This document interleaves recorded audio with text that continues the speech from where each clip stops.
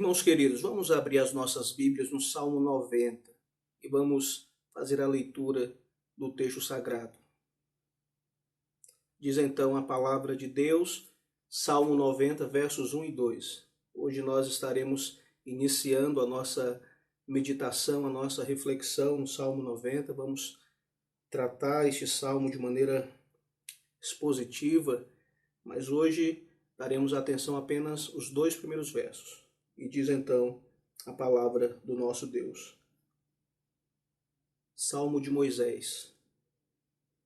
Senhor, Tu tens sido o nosso refúgio de geração em geração. Antes que os montes nascessem e se formassem a terra e o mundo, de eternidade a eternidade, Tu és Deus. Amém.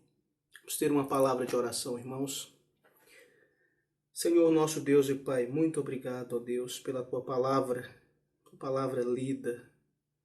Ó Deus, queremos Te pedir agora que em nome de Jesus, o Teu Filho, que o Senhor possa ministrar a Tua palavra, a Tua vontade às nossas vidas, para que possamos, Senhor, aprender mais de Ti e descansar, ó Deus, na Tua santa providência. Ó Deus, por meio do Teu santo e divino Espírito, ilumina as nossas mentes, ó Pai. Nos faz conhecer a Tua vontade, ó Pai. É no nome de Jesus, o Teu Filho, que nós oramos.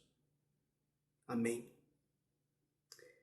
Meus irmãos, nós iremos meditar, refletir no Salmo 90, apenas nos versos 1 e 2, nesse domingo, é a nossa proposta. No próximo domingo estaremos, então, encerrando a pregação, a mensagem deste Salmo. O livro dos Salmos, irmãos, ficou conhecido como o livro de orações e o inário da nação de Israel. Um verdadeiro guia devocional para o povo de Deus. Este livro foi crescendo ao longo dos anos, à medida que o Espírito Santo de Deus dirigia vários escritores e editores para compor esses cânticos e poemas. Neste livro, meus irmãos, vemos pessoas de todos os tipos, nas circunstâncias mais variadas, clamando e louvando ao nosso Deus, confessando os seus pecados e procurando adorar ao Senhor de maneira mais profunda. O saltério é composto por 150 salmos, que são divididos em 5 livros. Percebam, no decorrer da história do povo de Deus, muitos estudiosos da Bíblia, se debruçando nos estudos teológicos, em pesquisas profundas, eles buscaram então compreender a maneira como esses salmos foram organizados, como eles foram compilados nestes 5 livros. E estudos mais recentes descrevem que essa organização que nos é apresentada em nossas Bíblias, tenham sido efetuadas por Esdras, o relevante escriba do Antigo Testamento. E Esdras, ele dedicava, nós podemos ver, o seu tempo, dedicava a sua atenção, a sua devoção aos escritos e à lei do Senhor. Ou talvez alguém que estivesse próximo a Esdras, que trabalhasse junto a ele. O interessante, irmãos, ao estudarmos o livro dos Salmos, é que iremos perceber que cada livro possui uma predominância voltada às experiências vividas pelo povo de Deus no percurso progressivo da revelação. Os Salmos têm uma importância especial na Bíblia. O reformador Martinho Lutero, falando sobre os Salmos, ele disse ser uma Bíblia em miniatura. O reformador João Calvino o descreveu como uma anatomia de todas as partes da alma, visto que, como explicou, não existe emoção que não é representada aqui como em um espelho. É preciso, irmãos, investirmos um pouco mais de tempo em nossa elucidação sobre o livro dos Salmos, para podermos então localizarmos o Salmo 90. E o Salmo 90 é o único salmo escrito por Moisés. E percebemos então a importância deste salmo está inserido então no livro 4, que é composto por 17 salmos, que vão do Salmo 90 ao Salmo 106. Salmos, irmãos, voltados a convidar o povo para a adoração a Deus. Percebam? E então, para termos uma melhor compreensão sobre essa organização do saltério em 5 livros, nós temos então a contribuição do pastor teólogo Oliver Palmer Robertson. E ele diz, no livro 1, dos Salmos de 1 a 41, a ênfase predominante do livro é uma constante confrontação entre o rei messiânico, Davi, enquanto ele visa estabelecer o reinado messiânico. O segundo livro do Saltério, dos Salmos 42 ao 72, você pode conferir na sua Bíblia, testemunha uma progressão da luta pessoal de Davi para estabelecer o reino messiânico, para a luta do povo de Elohim e seus inimigos nacionais. Robertson afirma que, apesar da disputa ainda continuar, o esforço do segundo livro está em comunicar a mensagem de esperança para os inimigos. A temática do livro 3, Salmos de 73 a 89, trata sobre devastação, irmãos. Período muito difícil para o povo de Deus. Nesses 17 salmos, temos vários salmos relatando quando Israel foi conquistado pelos assírios e quando Judá foi destruída pelos babilônios. E agora a nação inteira, juntamente com os adoradores, enfrentara a devastação feita pelas nações estrangeiras.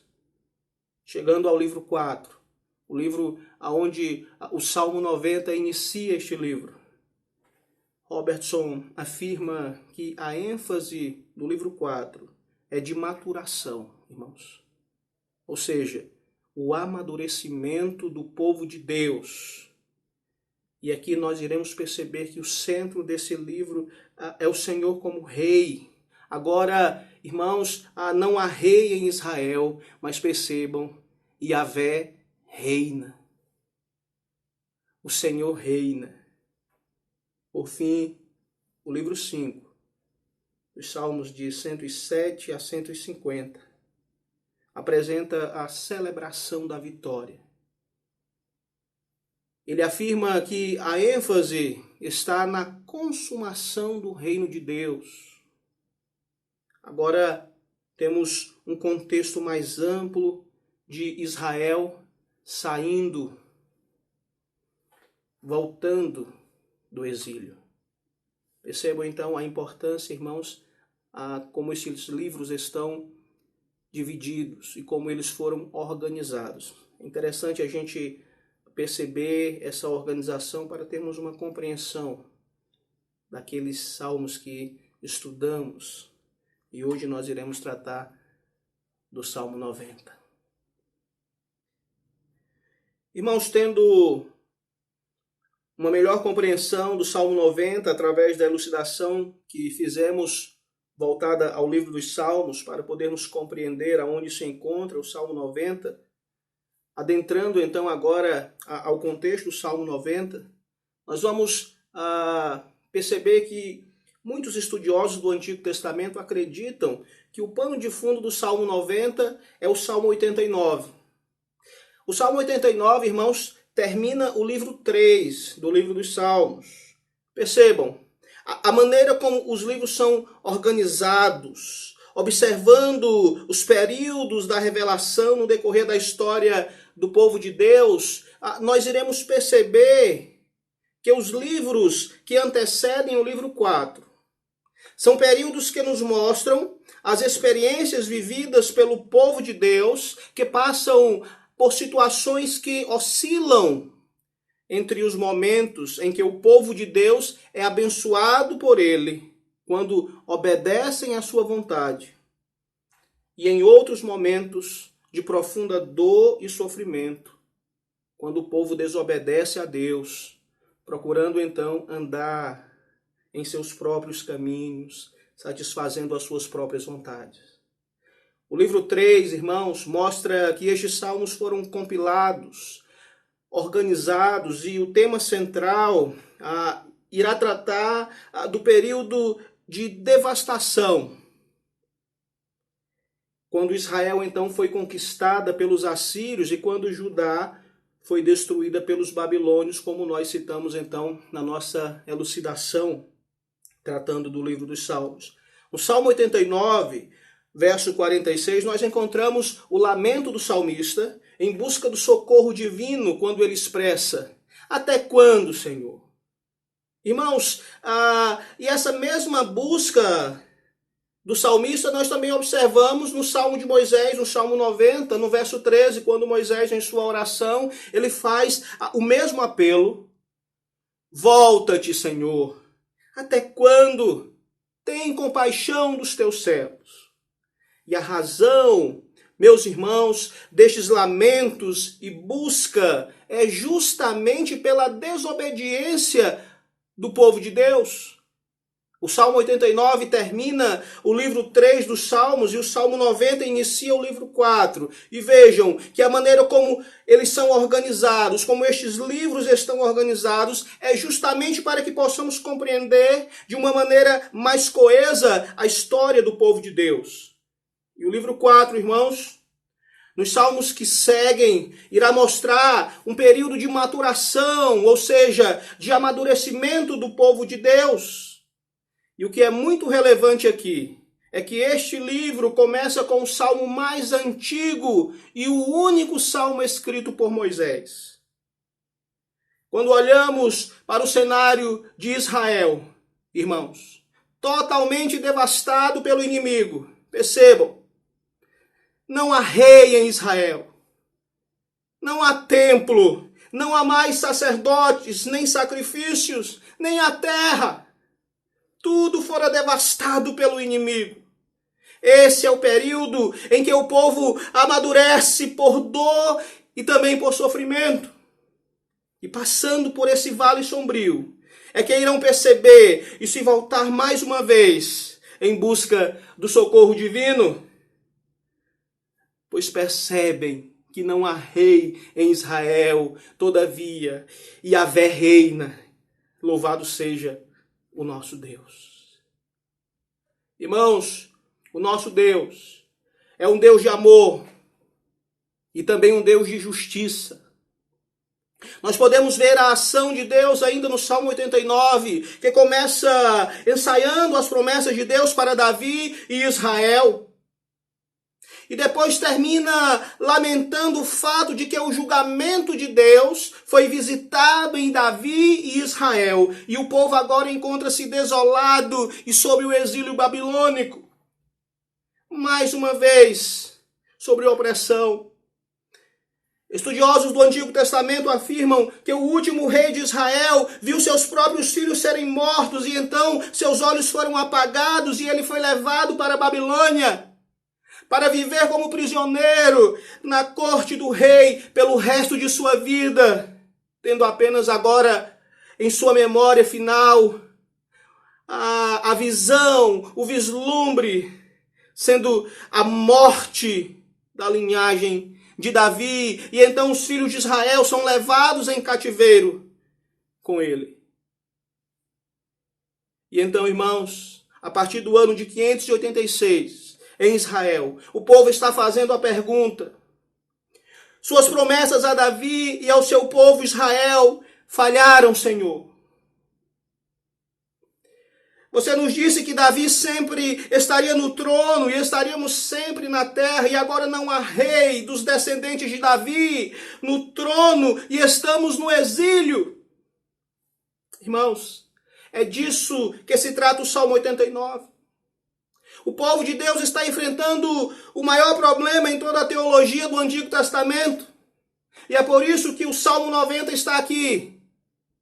Este salmo é conhecido como o centro do saltério, porque depois de passar por experiências tão difíceis em sua jornada, demonstradas nestes 89 salmos que antecedem o Salmo 90, o livro 4 inicia direcionado para Deus como a morada eterna do seu povo. Louvado seja o Senhor.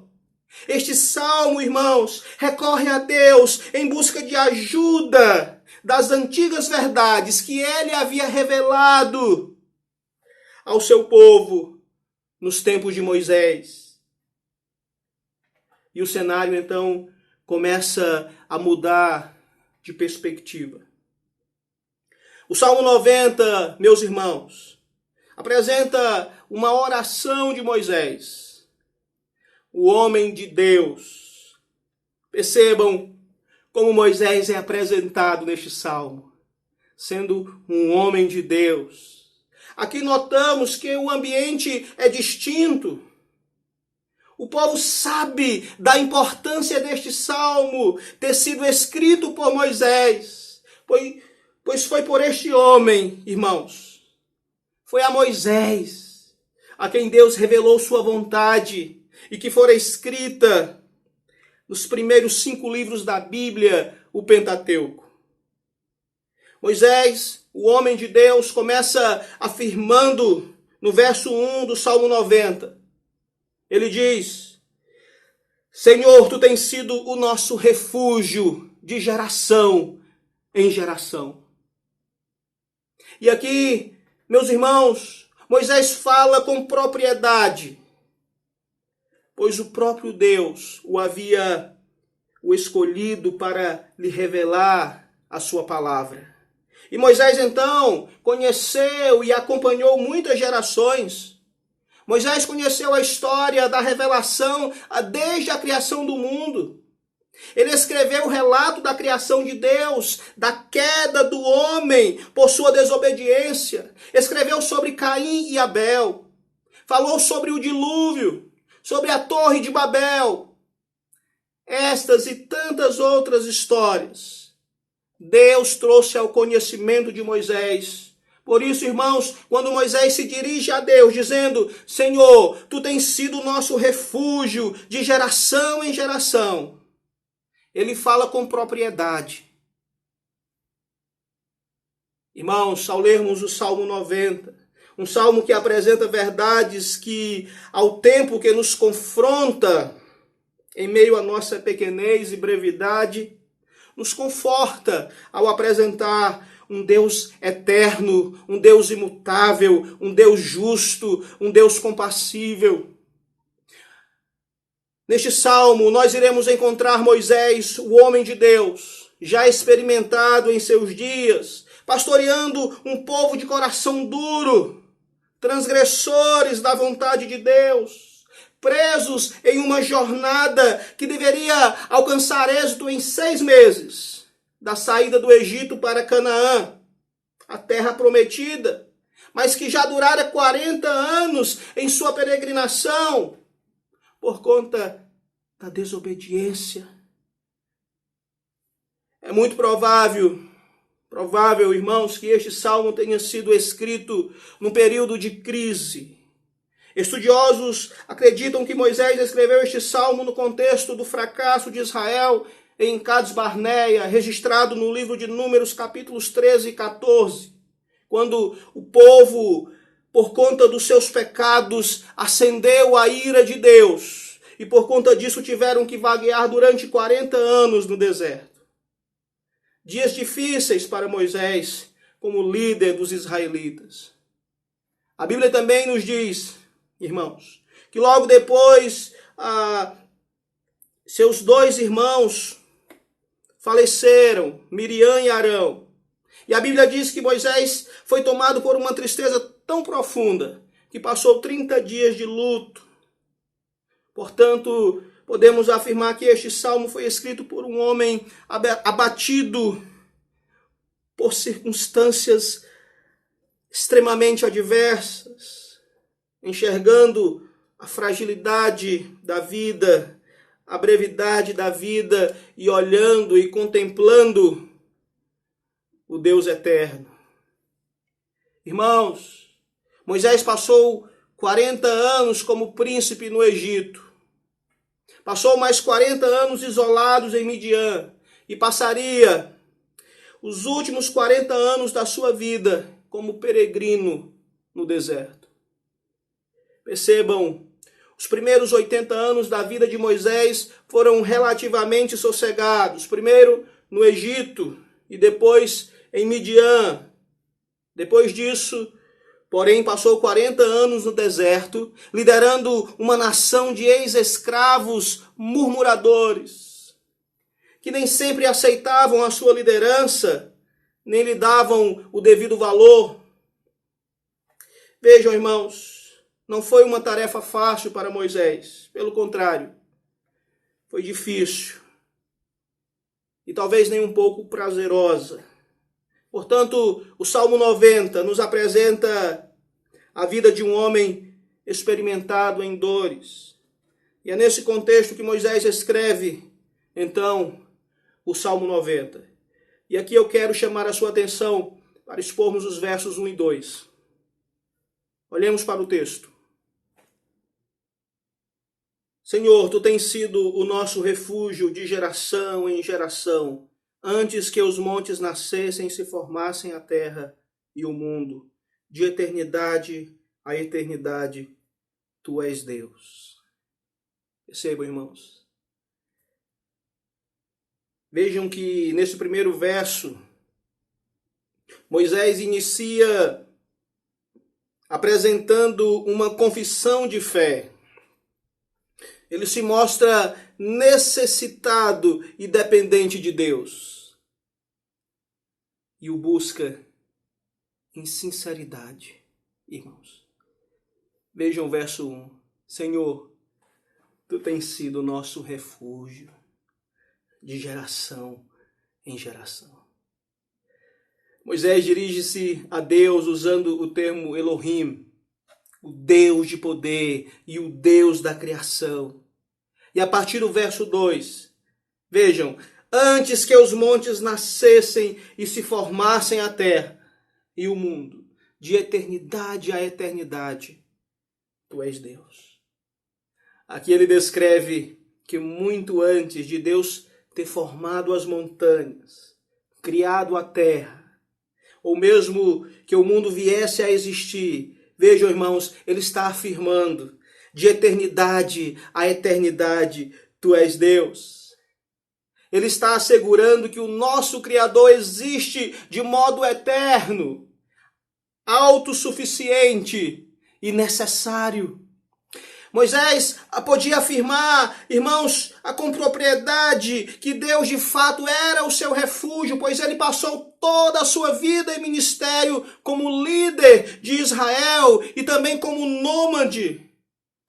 Por ordem de Deus, ele nunca conseguiu se estabelecer em Canaã. Ele morreu tendo tido um vislumbre da terra prometida. E quando ele afirma que Deus é o seu refúgio, que Deus é a sua morada, que Deus é a sua habitação. Percebam, irmãos. Ele está dizendo que ele não pôde afirmar Canaã é minha morada. Ou mesmo a terra prometida é minha morada. Mas ele pôde dizer, irmãos, ele pôde afirmar pelas experiências vividas. Ele pôde dizer, em plena consciência, Deus é a minha habitação. Louvado seja o Senhor. Ele pôde dizer: Senhor, tu és a minha morada.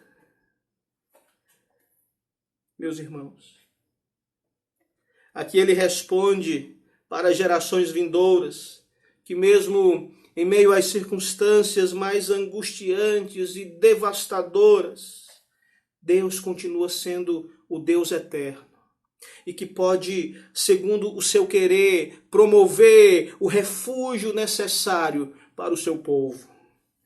Sabe por quê, irmãos? Porque Moisés está falando do Deus soberano. Louvado seja o Senhor. E aqui, meus irmãos, eu quero então concluir o sermão mostrando para vocês as credenciais do Deus em que Moisés encontra o seu verdadeiro refúgio. Percebam, o Deus eterno, o qual Moisés está afirmando que é o seu refúgio de geração em geração, é o Deus que as Escrituras nos revelam que está acima de todas as coisas. E assim nos afirma o profeta Isaías, capítulo 46, versos de 9 a 10. Lembrem-se das coisas passadas, das coisas da antiguidade, que eu sou Deus e não há outro, eu sou Deus e não há outro semelhante a mim. Desde o princípio anuncio o que há de acontecer e desde a antiguidade revelo as coisas que ainda não sucederam. Eu digo, o meu conselho permanecerá em pé e farei toda a minha vontade. Louvado seja Deus. Irmãos, o Deus eterno, o qual Moisés está afirmando que é o seu refúgio de geração em geração, é o Deus que sabe de todas as coisas. Assim afirmou o salmista no Salmo 139,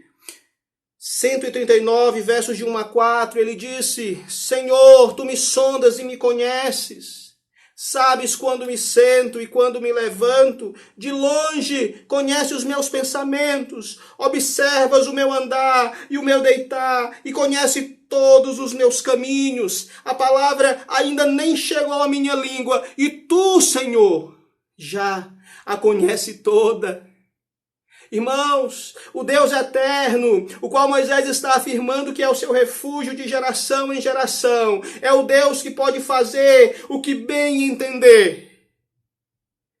Mais uma vez o salmista, no Salmo 135, no verso 6, nós lemos: tudo o que agrada ao Senhor, Ele o faz, nos céus e na terra, no mar e em todos os abismos.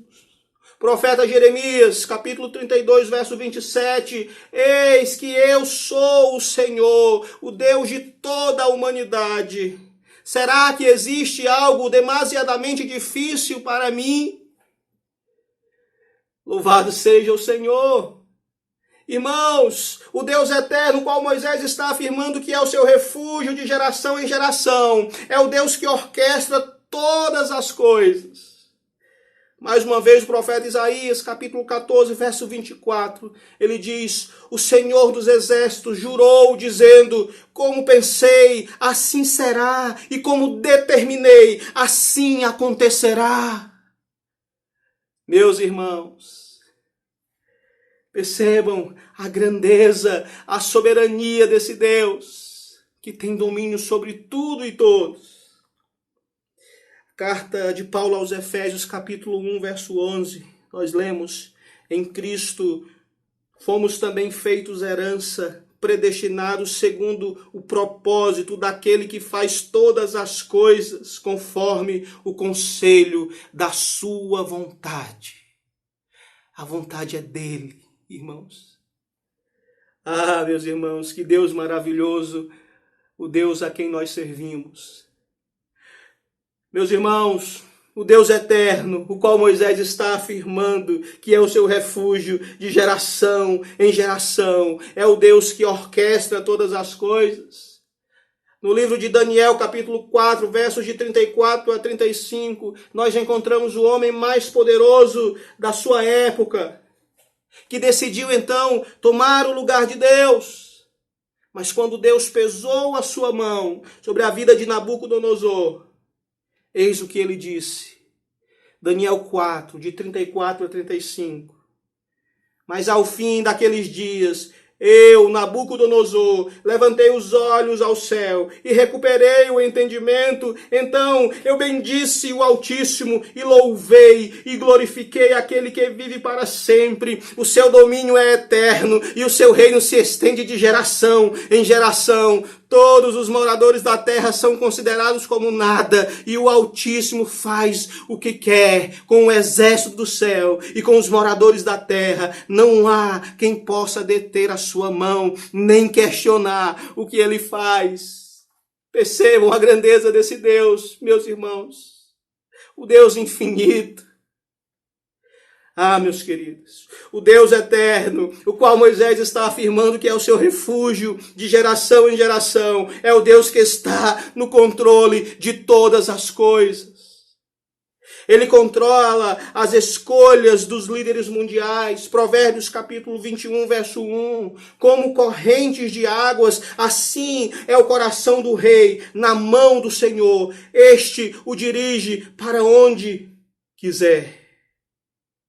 Percebam, é esse Deus que controla as escolhas dos líderes mundiais e também controla o curso dos eventos humanos. Salmo 33, versos de 9 a 11, disse o salmista, pois ele falou e tudo se fez, ele ordenou e tudo passou a existir. O Senhor frustra os planos das nações e anula os intentos dos povos. O plano do Senhor dura para sempre, os intentos do seu coração por todas as gerações.